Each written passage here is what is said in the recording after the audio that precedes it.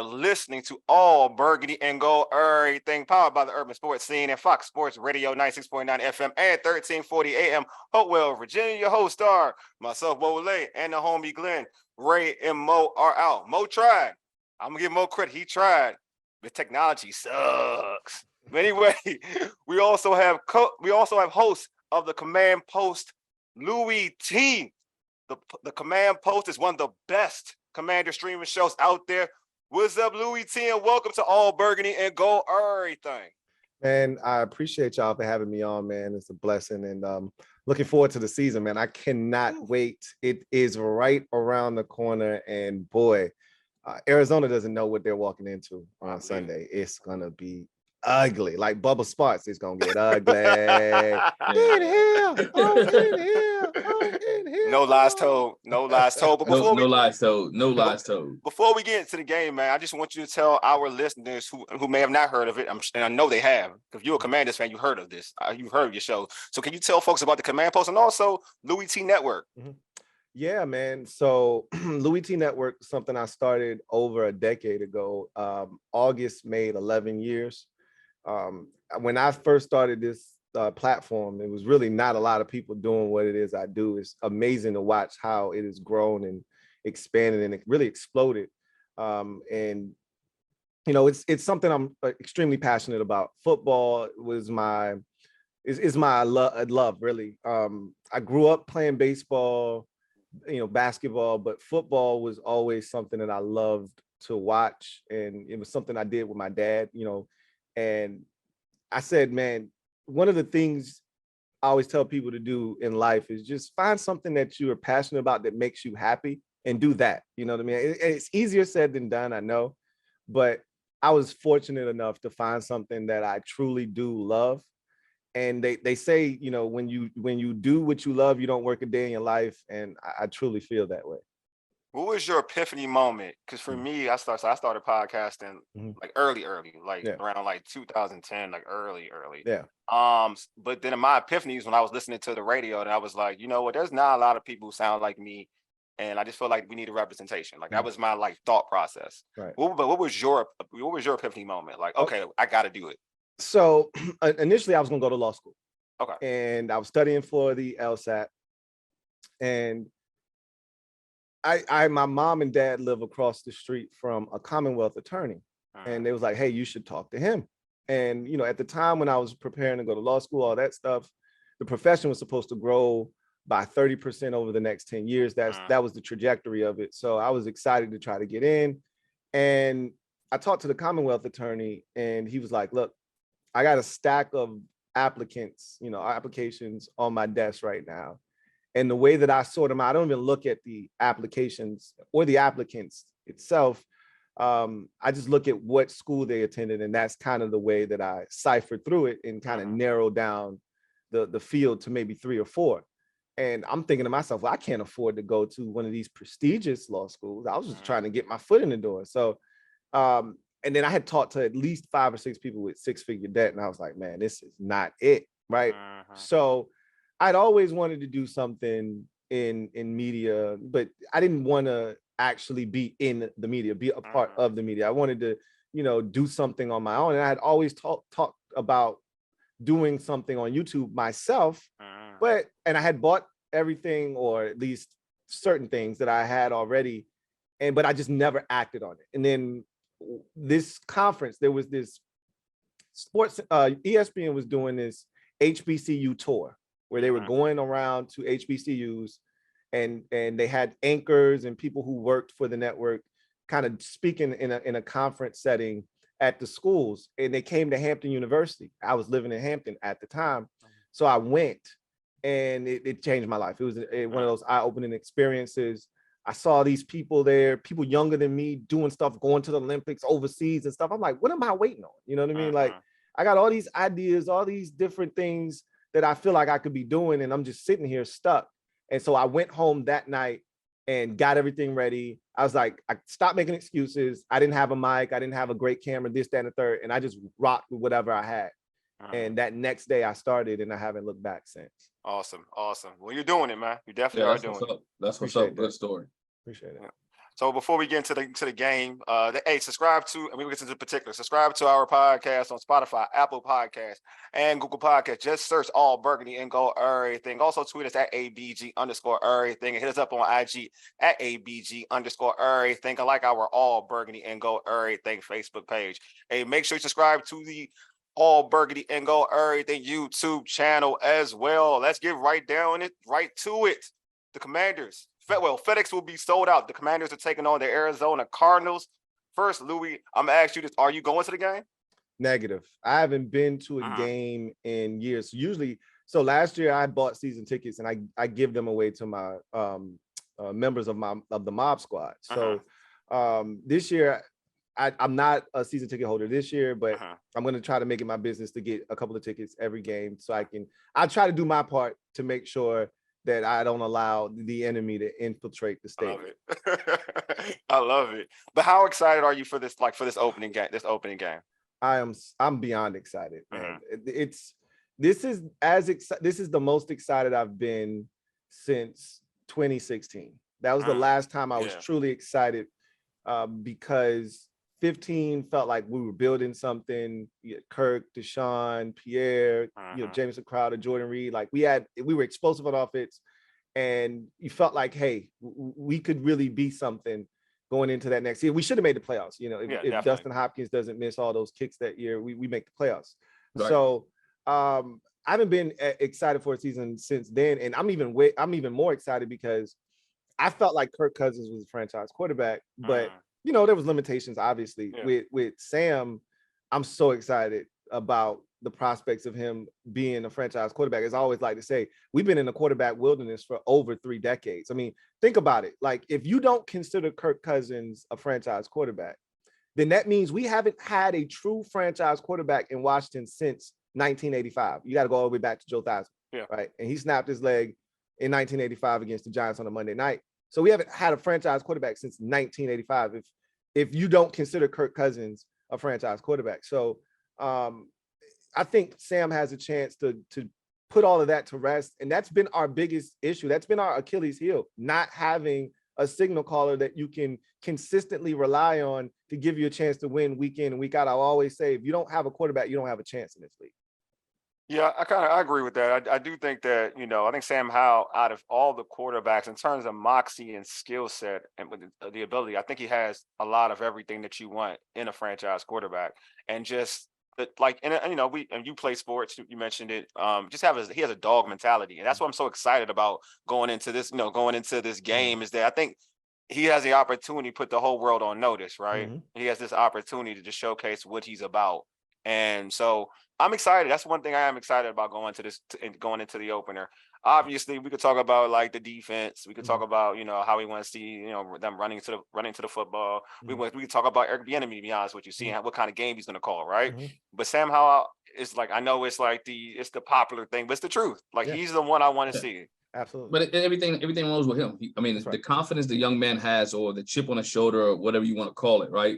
You never let them see you sweat. That's what he's bringing to this organization. He's bringing this organization, and again, it becomes a fine tune. Everything is starting to line us up. The ownership, the team gets sold, right? You bring Eric Bieniemy in, you get Sam Howell. So it seemed like everything is getting new. They go 3-0 in the preseason, right? So it seemed like now the fans are really be like, you know what, this team actually has it. When is the last time the city actually seen a team here be like, you know what, they might actually have something? Yeah, and a lot of that too is just like you said, the selling of the team, getting rid of Dan Snyder, getting new ownership in here. There's this new aura around the franchise right now that we haven't had for over 2 decades, right? So the fact that there were a lot of fans who said, I'm not coming back until Daniel Snyder's gone. And I'm gonna be honest with you, I didn't know we would ever see this day, right? I didn't know we would ever see a time where he wasn't the owner of this organization. So the fact that he's no longer here and this black cloud has been removed from over our heads.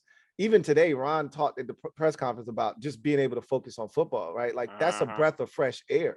So when you look at what this team is potentially capable of and not having that black cloud hanging over your head, and just, I said the one thing, and I always look at sports as a microcosm of life.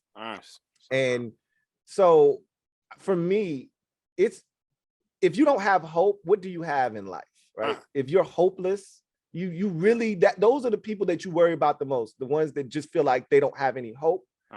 As a fan, we were hopeless. We never felt like we could win anything big. We haven't won more than 10 games since 1991. We haven't had back-to-back winning seasons. And again, if you want to count 15 and 16 when we went 9-7 and 8-7-1, go right ahead. But we haven't had true back-to-back winning seasons since 91, 92. Like, we haven't won a playoff game since 05. Like, these are terrible statistics to be a part of. And it's these types of statistics. It's that kind of mentality of woe is me. We can never win as long as Daniel Snyder's here. That has kept us kind of just running on the hamster wheel. Now that he's gone, it's like the hope is back and the possibilities are endless. Why not us? Like, Bieniemy showed up. Yeah. And one of his best quotes was, "Why not Washington?" You know, everybody wants to know, why did you choose Washington? Why not? Why not Washington? Yeah, why not? Why not, right? So you look at the Eagles, you look at the Cowboys, you look at Giants, they all made the playoffs last year. Oh, Washington's at the bottom of the division. Why should Washington win this year? Why not Washington? You know, why not? You know, this year just feels different. I do want to add to, like, and just to talk about back to the sellout of this game. How do you, in terms of, usually you've been going to games. You said you were a season ticket holder. So, you know, obviously, like, you know, when you go in there and you go to FedEx, sometimes the visitors, they overshadow the home team, right? That's right. So now, like, how does it make you feel to know, like, you know what, this game is sold out, and Arizona folks don't travel, so this is Washington. Yeah. How does it make you feel as a fan to know, like, all right, even by watching it on TV and seeing the game and saying, wow, that is a real sellout. This is a real fan experience. This is a real home field advantage. For me, I know I'm a little older, so I grew up watching them at RFK. I grew up watching them at even the early part of FedEx was jumping. Like, now, like, for me, I'm excited for it. But for you, are you excited to see that kind of game is in the season opener? Absolutely. And I'm much like you. I'm a little bit older, so okay. You look young, bro. I'm old. I'm young, but I'm old at the same time. Gotcha. I'm a little bit of both, right? I got you. So I probably got both of y'all beat. Hey, I'm not claiming it, right? I got you. You can have it. you can have it. But I saw RFK. You know, I saw, you know, the early stages, like you said, of FedEx Field, you know, and yes, it definitely was jumping, and we haven't seen that in years. Like, you probably got to go back to 2012. Yeah, like, that's real true. talk. Like 2012. 2012, that rookie season, Robert Griffin III, it was live. Yeah, you probably got to go all the way back to 2012 if you're looking for the environment that may be recreated this year, specifically Week 1 against Arizona. Like I said, they're walking into a buzzsaw. Like, they have no idea what kind of a, you know, environment they're walking into.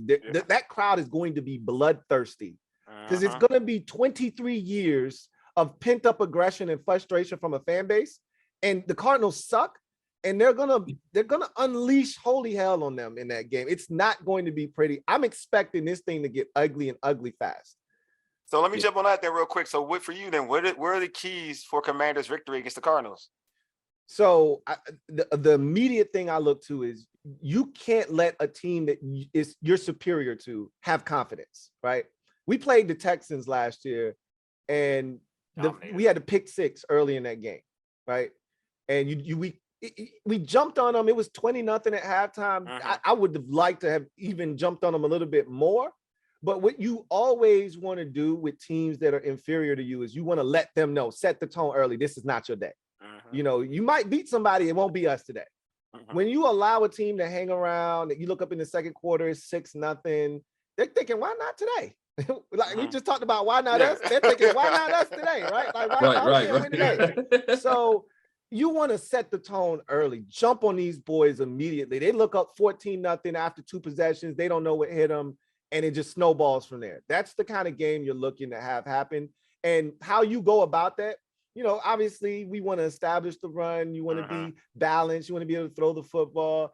But the biggest thing, I think, is you want to play a clean game. Don't turn it over, because turnovers are what I call the great equalizer, right? That's how you level the playing field.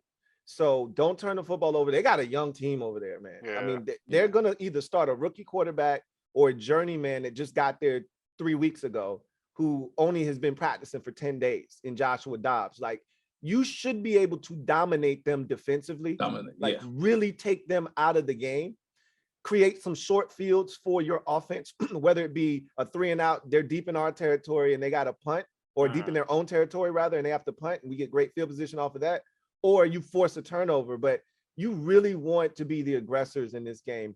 Like last year, if I don't know if you remember how that game started against Jacksonville, we scored on the first 2 possessions. And if not for a Curtis Samuel fumble, as we were driving for another touchdown, that game might have gotten out of control in the first half, right? Very true. That's the kind of environment you're trying to create, is you're trying to jump on a team that you feel like you're better than early in that ball game. Glenn, how about same question for you? Keys to me, you know what I mean? I'm an old school guy. It's always the running game, dog. It's all everything to me start with the running game, man. If Washington is able to run the football right, it makes everything easier for Sam Howell. He doesn't have to stand back there and there's no pressure. You can play action can actually work, right? And when you start running the football. So I'm looking to see that. That's the key to me, is to be able to run the football effectively in offense and to be able to stop anything that Arizona runs. Because when you, as Louie mentioned, when you're a desperate team, they're going to start pulling out everything out of that hat, like week 1, right? Whatever they can pull out, trick plays, all this stuff. Defense has to get off the field on 3rd down so the offense can stay on the field. So on Twitter, my man Steve Fox said the offensive line and being dominant. So I guess being dominant goes to what Louie was talking about, like dominated, taking one soul. Like that's my thing. Like take one soul, take it early. Once you take someone's soul, the heart is going to falter. So for me, that's it. Like take their soul early. Like don't give them any hope. Like let them know that if you want to get to Caleb Williams, we're going to help you.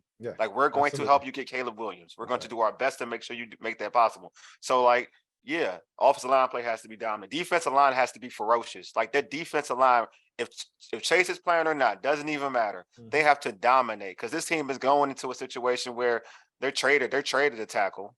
They're playing like you mentioned, a journeyman or a rookie. So like it's there to dominate. It is all there to dominate. So basically, it's to dominate. Don't turn the football over, and really, I mean, for me, Sam Howell, be him. Like just be him. And if you do that, you show. And I know folks will say preseason. You show the moxie that you've shown in both preseasons. I mean, both seasons of preseason. Your first year and your second year preseason. If you show that moxie, you'll be fine in this game. Like you'll be fine in this game. And I'll add to that.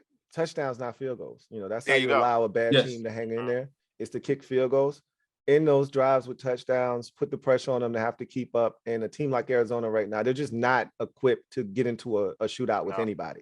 So put points on the board, but look for touchdowns, not field goals. That was one of our issues last year. Is we just couldn't find the end zone. We'd have drives that were, 12 plays and we settled for a field goal. We have to find a way to get the ball into the end zone. Different offensive coordinator this year. That's all I'm going to say. We don't mention that name, but a different offensive coordinator. It's like Candyman. I don't say his name. He will not be mentioned. There you go. Yeah, he will not be mentioned.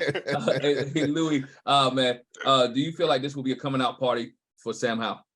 Absolutely. I think this is the start of what is going to be a coming out party the entire year, really announcing himself to the NFL. I mean, I started a campaign around Sam. If you see my hat, New Howell Order, I started this 5 months ago, right? Like I'm all in on Sam Howell because I watched him at North Carolina. I knew he wasn't a 5th round pick when we drafted him. I was shocked he was even available in the 5th round. And I thought he just was a circumstance of a bad quarterback draft. And it's funny, because now you look up, Kenny Pickett he's playing really well in Pittsburgh. We'll see how that turns out. Desmond Ritter's starting in Atlanta. Sam Howell is starting. All of a sudden, if these guys pan out, this draft that everybody said was so horrible might not be as bad as everybody made it out to be. Meanwhile, the draft with 5 first-round quarterbacks with Mac Jones and Justin Fields and Trey Lance and Trevor Lawrence and all those guys.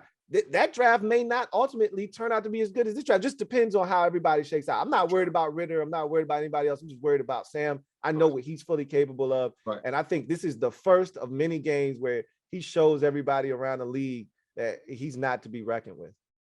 No, well, same question, man. Oh yeah, that's me. Like I definitely is. Glenn, you know me. It's definitely his come out party. Like this is it. Like he's about to. 300, 400 yards on this squad. Like, I'm a believer in Sam Howell. I said this as soon as I saw him play in preseason last season. I was like, okay. I like it. Like, I like what I see. Like, obviously you're raw, but I like what I see. I like a competitor. He's a competitor.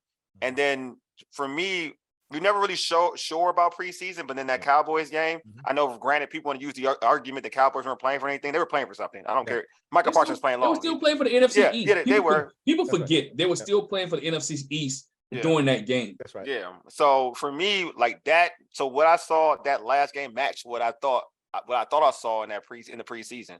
So from that point on, I was like, okay, this kid can do it. Like, he's good enough to win you football games. I think that, if you look at this preseason, you can tell that he's studied hard. He's tried to master this offense. He doesn't turn the ball over. He may take a sack, an ill-advised sack, but at the end of the day, like, he's there to make plays and he's there to, like, uplift his teammates. And the most important thing, why for me, I feel in my core that he's going to ball out, because you have your teammates that back you and they're going out their way to back you. You got Jahan saying, like, this is my guy. You got Terry saying he just got it. Then you got the visitors in Baltimore who don't give nobody credit, saying, like, that dude, I like Sam Howell. Yeah. Like, when that happens, when they tell you that, then I know. Like, because players know. Players know. When you get when your peers start giving you some props, you know what time it is. Yeah, exactly. Players know. Coaches, pundits, whatever. Like, I mean, whatever. But players know. They know they can decipher and say, oh yeah, you ain't it. Yeah. That's all talk. You ain't it. But when they say you it, this is the truth. When Marlon Humphrey says, hey man, that dude looks comfortable back there. Like, he's gonna be pretty good. I'm like, I like hearing that, man. Yeah. Marlon Humphrey is legit. You know, what legit. I mean? Like you said, he legit. Game recognized game. You know, so that was one of those moments where you go, we know. Yeah, we know. Yeah, we know. We know. I appreciate that though. Yeah, I did. I like the honesty. You know what I mean? He had to say that though. He didn't. And in that culture, they don't give out credit like that. Yeah. They don't do that. Like, so that's what I knew. Like, all right, okay, Sam he's showing folks already. All right, so we talked about the Cardinals tanking for Caleb, not being a team that looks like they're trying to do anything. But added to that, you got Chase Young, Terry McLaurin, both hurt. Chase has the stinger. Terry McLaurin got turf toe. Do you think? Hold on. Can we stop calling it a stinger? It's a stinger. It's a stinger. What is it? So a doctor said that a stinger is temporary and it doesn't temporary. Last it's not a stinger. A day, right? I mean, so this is something else. Okay, it is something else. Saying it could be like disc issues. Could be something with his vertebrae, with his neck. I mean, it's a number of things that it could be. We don't really know. I don't like to speculate, but everybody's a sports medicine doctor on X now, right? So but somebody was like, a stinger generally lasts up to a day. And I'm a joke because I'm a coach too. And so when I say stinger, I like, man, I've had some things that last 24 or 40 hours. And which for stinger, you get your arm get tingly and this ain't it. This ain't that. No. Man, I'm not here to. I don't want to. Like everyone else. No, because everybody be trying to go on my man Chase, and I'm like, I'm always on Chase. Oh, I know you, but there's an X. I'm used to the term X. There's an X group out there of people who just love to bash Chase Young. You know what I mean? And I'm like, look, I'm a Michigan fan. If anybody's supposed to hate on Chase, I am. Yeah. All right. And I'm all about like, this dude got ability. You know what I'm saying? He was rookie of the year. Yep. You know what I'm saying? You act like he was never rookie of the year. That's one that kills me. So he showed you something. You act like he never did anything. Then this his second year, he gets hurt. I know, granted, it's later on in the season, but he gets hurt. And his third year, he could barely play because he's still coming back from injury. But you all want to label this dude a bust. A bust is somebody who's not even rookie of the year. Like, I do understand that, right? Like, that's when you're a bust. You can be. So I don't like using the B word. That's harsh. Yeah. That's harsh. Yeah. When there's still a lot of that story to play out. There you go. Yeah. But I mean, Robert Griffin III wasn't rookie of the year. Do you not label him a bust? Oh, he's a bust but he was a bust. He is a bust. That's true.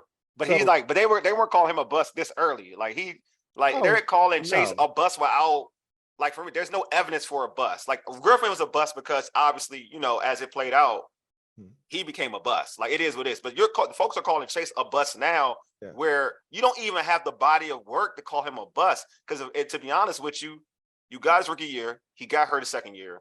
third year doesn't even count because he could only play like about 2 to 3 games. So how can you call somebody a bust when it's not, the body of work isn't even warranted yet to be called a bust? Let me play devil's advocate. So go for it.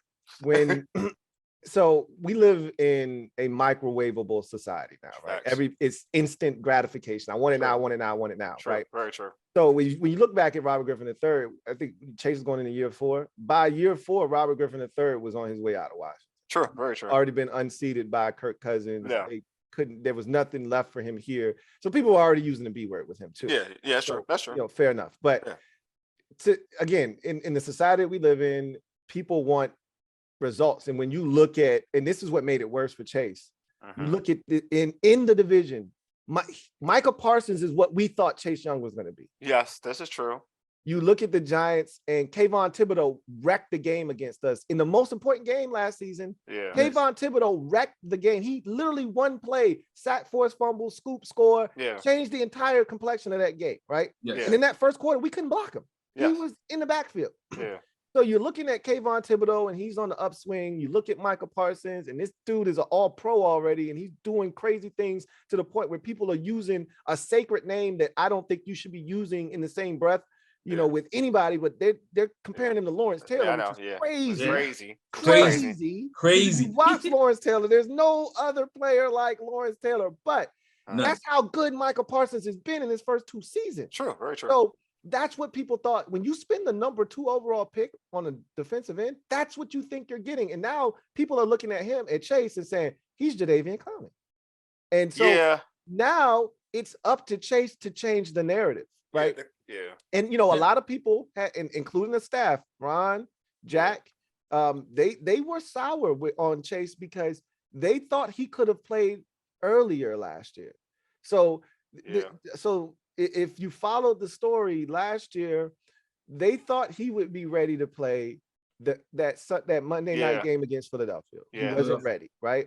So then the next week we played the Texans. They were on turf. It was on the road. You're like, nah, I don't want to do that. You come back home the following week against Atlanta. He was supposed to play. It was wet that day. If you remember, it was really nasty. Really rainy. I don't know if I want to play on it. So then the thought was, okay, we're not playing them the next week against the Giants in week 13 because that's where ACLs, Achilles go to die. Yes. So you're not going to play them there, right? And plus you got a bye week after that. So what do? Don't worry about week 13. We got a week 14 bye. You come off after the bye. You got the biggest game of the season against the Giants at home. Perfect weather. He'll be back for that game. That was the expectation, right? That was the assumption everybody made. And then they panned the Chase on the sidelines right before the game. He's in civvies. Obviously, he's not playing. We lose that game. He comes back the Niners game, against the Niners the following week. But, by then the damage had already been done. And so they were really frustrated with him because they thought, because the doctors had already cleared him medically, it was all mental for Chase at that point. And that's the thing, like, for me, like, because I tore my ACL, so I'm a big believer in that. Like, you're not gonna be, and it's out there. I'm not saying anything that nobody knows, that nobody doesn't know. Like, you're coming off the ACL, like that, you're not gonna be yourself regardless. Right, correct. You're not. So for me, I didn't even want to come back. Be honest with you, like I didn't want to come back. I tell people this. That's why I was afraid for him because this is what people do. And I just talked about Micah Parsons. Yeah. So people did the same thing with Bosa, right? Bosa got hurt the same year Chase Young got hurt. Yes. He got hurt the third week of the season, and then he came back the next year and had like 17 and a half sacks. And so everybody's looking at different. Nick Bosa and saying that's what Chase Young should be able to do. And I'm like, it's 2 different injuries, though, right? Chase's knee it got destroyed. Right? It got destroyed. Like injuries that don't even go together happened to him, right? You tear your ACL, your MCL, your PCL, and your patella. That doesn't even go with your ACL and none of that stuff. So people didn't understand the complexity of his injury and how serious it was. So of course, mentally, this dude is like, I don't know if I'm ready. I need to be ready. But I don't know if I'm ready to go out there. I got to have 100% confidence in my knee. And like you said, having torn your ACL, you can speak to that. Yeah. And my meniscus. It takes a while to get it takes you back. It takes you back. I think everybody looks at, and this is blame Adrian Peterson years ago when he tore his. That's the problem. He's the problem. He is the problem. It's the Adrian Peterson syndrome because Adrian Peterson tore his. He came back, boom, different body, 2,000 yards. Yeah, ran for 2,000 yards. So everybody's like, oh, ACL, that's nothing. You know, he should come back and have 15 sacks. So it's the Adrian Peterson effect, as I like to call it. Because Adrian Peterson made it like, you know what, everybody can come back from ACL like this. Yeah, and that's not everybody. And all that's not everybody. are not the same. Look at Right? Saquon. Not the same. Look at Saquon. Look how he struggled. So I'm just saying, like, it doesn't. But I didn't have an issue with it. But even so, going into this game, you got Terry, you got Chase hurt. Again, don't forget about Jonathan Allen. He's dealing with he is. Yeah, he's playing for that. So, well, those three then. I'll put all three of them. Mm-hmm. Do you just because it's the Cardinals and what they are doing, would you consider singing them for this game if they were healthy to play? No, if they're healthy enough to play, you put them out there. Okay. Because you don't take anybody for granted in the NFL. True. You know, we should beat the Cardinals, but you know, who are we to, like, I always tell our fans, like, who are we to look at somebody and circle them on the calendar? Like, teams are circling us on the calendar, right? Sure. I always say we looking at teams like food, but just you best believe they tucking their napkin in their shirt, hand, fork in one hand, knife in the other, and they looking to eat too when they see us. Yeah. So the Cardinals, they thinking, look, the NFL did us a huge solid. It's not at home. If they really wanted to do us a favor, it would have been at home. But they gave us a team we think we can beat in week 1. Get off the schneid early, right? Right. And we looking at them like, bro, we supposed to decapitate these boys. Like I said, if we don't beat them by 90 plus, I'm gonna be upset. I know that's right. It's that bad. Like, they are terrible, and they're making it obvious that they're not interested in winning right now, right? Right. Yeah. So coaches. Yeah. I really feel like we should destroy them, but at the same time, you want your guys out there. If it's a game time decision and he's been struggling all week and what are we pushing it for? Like, exactly. Sit down, right? But if he's been feeling good, he's been getting better, throughout the week, and he feels good and he wants to go out, absolutely, put him out there. So football is football, man. People kill me with he shouldn't have been out there in the preseason. It's football. You're my guy. That's why you my guy. Put a guy in a bubble wrap. I love it. You put somebody in bubble wrap and they go out there the first snap of the game, a la, Fedarian Mathis, and you're hurt. It's football, man. What you gonna do? Anything can happen. It's football. It's you football. Sign up for. It's football. And they know what they signed up for. Yeah, that's why I'm like, you want to play a quarter, 2 quarters, go ahead. You're playing ball. Absolutely. This is what it is. So, all right, for you, I'm gonna ask you this question. Do you think out of those 3, who do you think suits up on Sunday? Well, I know Jonathan Allen's playing. I don't have any doubts in my mind about him. And I honestly, I'll put it to you this way. If you had me rank them in the order in which I think they would play, it's Jonathan Allen, Terry McLaurin, and Chase. I think if you ask me who is the least likely to play, I tell you it'd be Chase. Of course. But we'll see what happens. You know what I mean? Because this is the thing.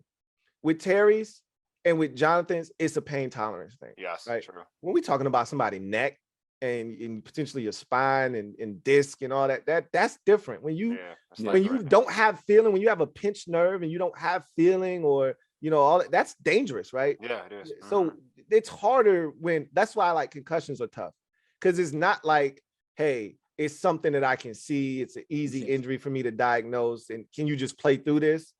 It's literally an injury where you just gotta wait until your brain heals, literally. Yeah. And that's we call it a stinger, but as we already said, it's not a stinger. This is something more than a stinger. Whatever it is, it's got something to do with his neck, potentially his spine, and that's not good, right? So you just have to be cautious with that. So we'll see. I'd say he's the one that is the one that I look at and say, I don't know if he's gonna play or not. Yeah, but he also the one that needs to play. Facts. I mean, yeah. I'll say this much. This could be a good stat game for him if he does play. This is that I will say. Yeah. Left tackle gone. Yeah, folks, but they traded. And the play he got hurt on, he looked good. He looked good. That was a good rush. Yeah, good rush. That was a different rush. That was a different rush. That's right. That was. There's no doubt. And I always been a big Chase Young. I ain't say hater. I just say he's not fundamentally sound. Yeah. Right. So he's not the Bozas. Right. He's not the Bozas. He's gotten fundamentally sound. And I think, and then this being a contract year, this is the season that he actually really needs to show out. Mm-hmm. And I know what people say, but he needs to show out. Oh, he definitely needs to show out, Sean. And perform. So if he can go on Sunday, I think he goes. Yeah. I mean, if he can play, he'll play. Go. I don't think he's looking to not play, but The question is, did he get medically cleared by the doctors? I mean, we'll find out something tomorrow. We'll find out. Yeah, Wednesday. Yeah, he can't duck us tomorrow. Wednesday tomorrow. Yeah, the injury list has to come out tomorrow. That's right. I'm just like, if it's career threatening in terms, because you don't your spine, like you said, your neck, then regardless of all the pressures, you sit it. Like you sit out. Like at the end of the day, like your health is better. Is the most important thing. Kurt Angle won a gold medal with a broken freaking neck. Yeah, no, just say it. This ain't the Olympics, man. And it ain't wrestling either. I know it's a physical sport, but it ain't football, bro. Yeah, exactly. I'm just playing, man. Hey, so Louie, man, what's your prediction for Sunday? Give me a score and give me something cool out of that score. So, generally, I do my predictions on my show on Friday. But I mean, look, it's not a secret. I think we're gonna win now. Score wise, and I don't mind giving you a score because again, I've already said we better win by 90 plus, so I'm gonna be upset. So in my mind, I'm looking at something like 34-13, something in that general vicinity. I would love to put a 40 burg on these boys, right? But I think this is a game where you should score 30 plus. You should win comfortably by multiple scores, even if it's 37 or 34-20 or 31-20. I'd be okay with that as long as I don't want to be in the fourth quarter sitting at the edge of my seat sweating in week 1 against the Arizona Cardinals team that is literally universally looked upon as the worst team in football.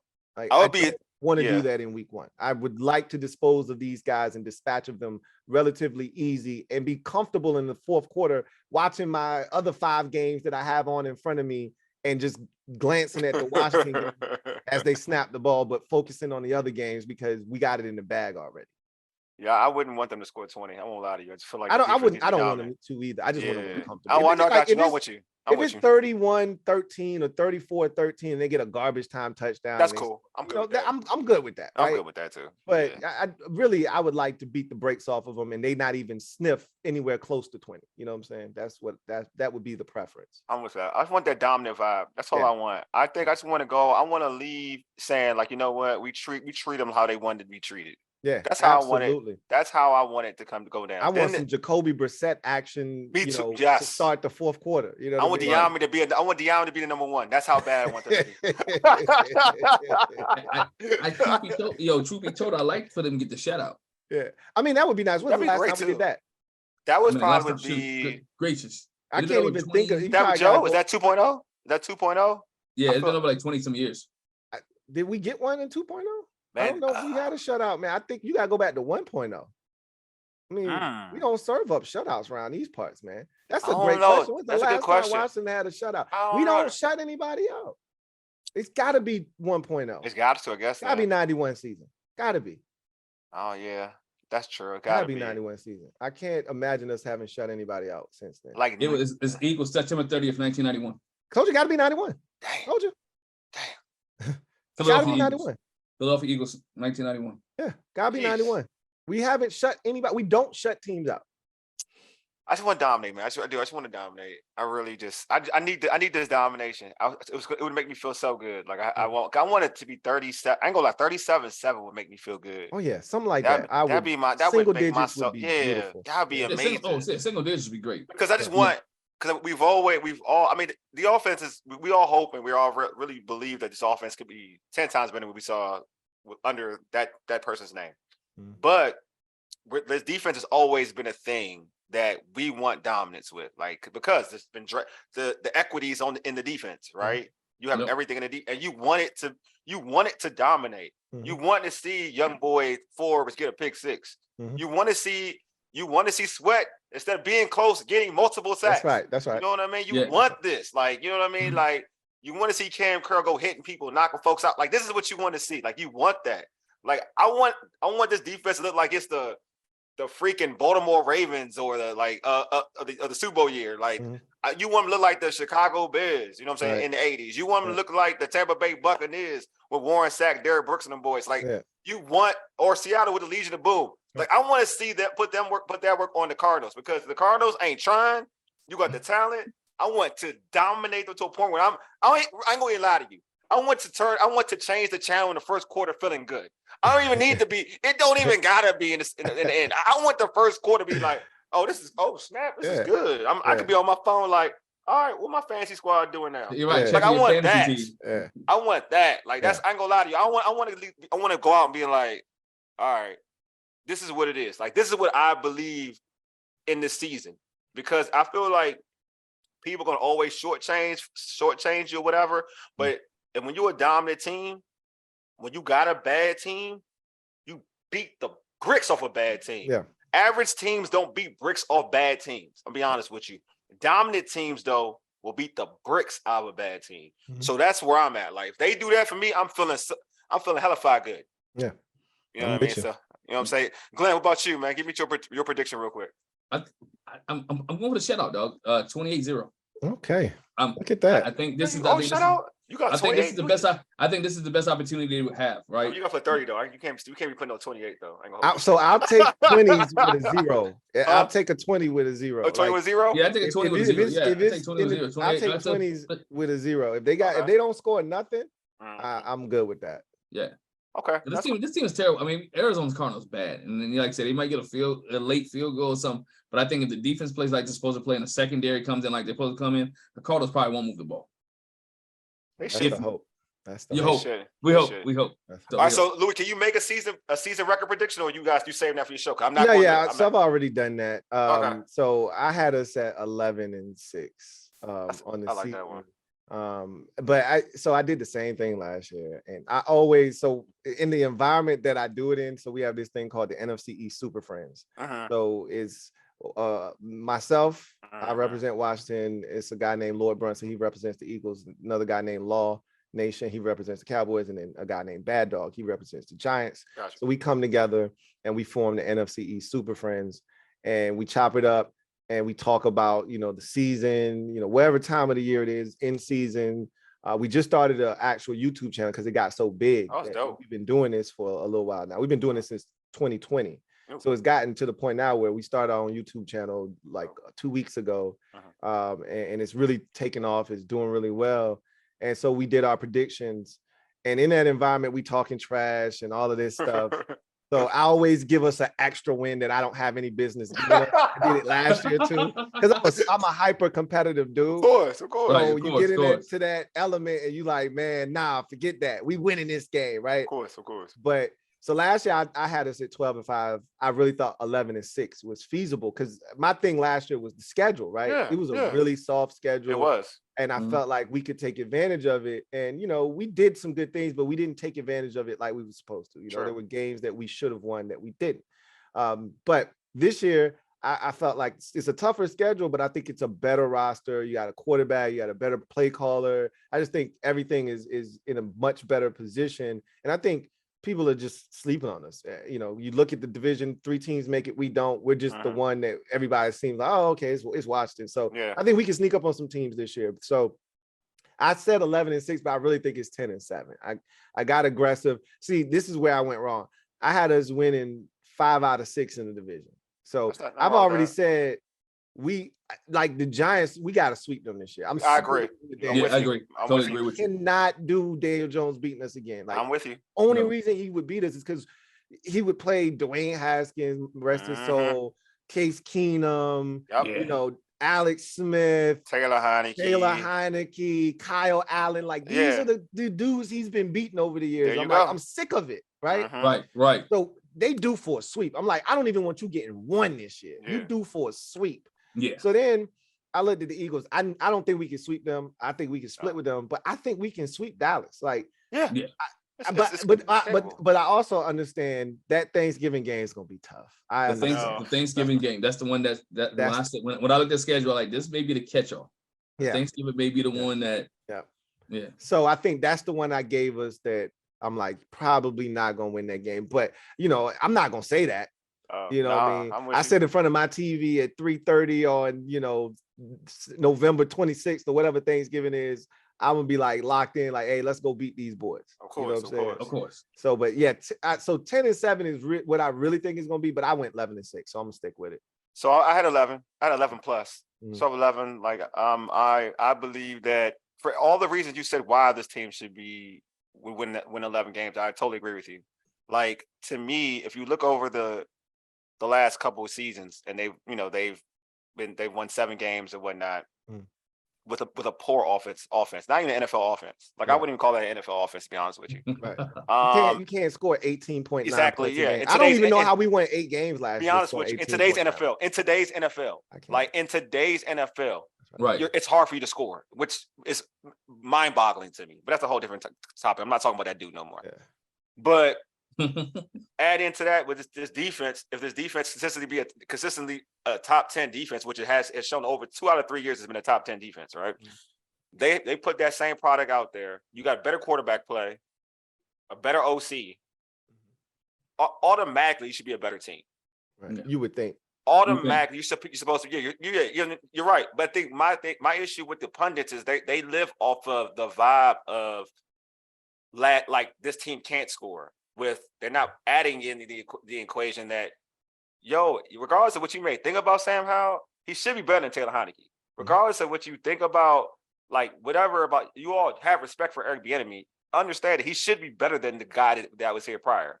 So with that alone, with those 2 additions and important additions at that, you're going to have a better team to a point where when this defense is grinding and balling out, they don't have to be perfect on every down or have to play. They have to be perfect. Play like they have to be perfect on every down. You're alleviating that pressure by having an offense that is capable of getting you 25 points is good, bro. Like an offense can get you 25 points. And think about it too. Think about it this way, right? You talked about the equity, right? The draft capital that has been spent on the defensive line, just the defensive side of the ball in general. Yes. And think about that defensive line. We led the NFL in pressures last year, right? We did this without playing with a lead for most of the year. There you go. You know what I'm saying?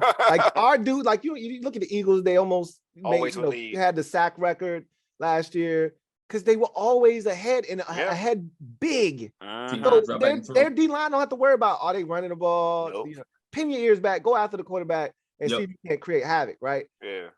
I would love to see our guys consistently in they got to throw the ball situation. Like, I'm for it. I'm for it. That's what I want. So that's all I'm saying, it would be so refreshing if we could finally score some points to put them in a position. I always challenge people. How many times were we up 2 scores in the last 3 years in any given game? I can't even. There were a couple of games. That way, the Texans game was one. That was the only game. The Texans last year, right? It's only one. Yeah, that was it. Yeah, that was it. Yeah, that was the only game. Was it Jacksonville? No, it was the last second time. We were up early 14. They came back, right? They came back after Carson Wentz's 2 picks. Right. But we were up 14-3 in that game. Yeah, we were. And with Curtis Sam with the football down there and fumbled. So we were up big in that game, but we were never comfortable in that game. No, you know what I'm saying? Because we self-destructed, right? Yeah, so Minnesota as well. Yeah, 17-10. 17-7, right? We were up 10 with 13 minutes to go in that game, and we blew that game, right? But so there were instances where you were up, but even up 10 and with a whole quarter left, essentially, they can still run the ball, right? They can still remain balanced. The Eagles would be up 24-0 at halftime. They scored 24 points on us in the second quarter of our first matchup last year. Yeah, the second quarter alone, right? So now they know, okay, we can pin our ears back. Like they're not gonna run the ball. They down 24 points. You know what I'm saying? Like that's what I'm trying. That's the type of time I'm trying to be on, where we get up multiple scores and the other team knows, all right, we're running out of time, we're running out of possessions. We gotta throw the football. And I want to see what our defense is able to do when they're in those type of positions, because they've never really been in those positions before.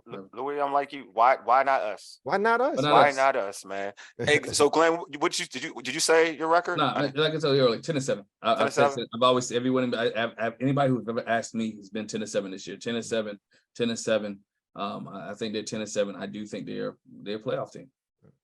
Yeah, I totally agree. Well, hey, Louie, man, thanks for being on the show, man. Before we let you go, let our listeners know how they can catch you on social media. Also, plug anything you want to plug, my man. The floor is yours. So I got a lot going on. Go for it, bro. Go for it. So obviously, my bread and butter, my baby is Louie Tee Network. And that's across all platforms. I have the Louie Tee Network podcast. You can get that wherever you get a podcast. I have the Louie Tee Network on YouTube. Obviously, just type in Louie Tee, Louie. TEE, and it'll pop up. I'm on Twitter at Louie Tee Network. I'm on IG at Louie Tee Network _. I have, the NFC East Super Friends is another channel that I'm also doing on YouTube. So that's something else. If you enjoy banter between the division and our foes, you'll enjoy the NFC East Super Friends. And then I also have a music channel. So I'm a massive music fan, mostly R&B, but I dabble in everything. So I'm not an artist myself. I'm not like an aspiring artist or nothing like that. I'm talking about just, nostalgic and nostalgia, all that good stuff. So it's called Music Head University. That's on YouTube as well. So I'm all over the place. Check me out. Like I said, all these things I'm passionate about, and I'm so fortunate. I'm so lucky. I'm so blessed because I get to do things that I just love to do. Hey man, you're doing it, man. So it's one thing you are doing it, definitely. Hey man, Louie, I'm glad you're on, man. Glad we got this opportunity to have you on. We appreciate you, man. Yep. Anyway, folks, thank you for tuning into the show.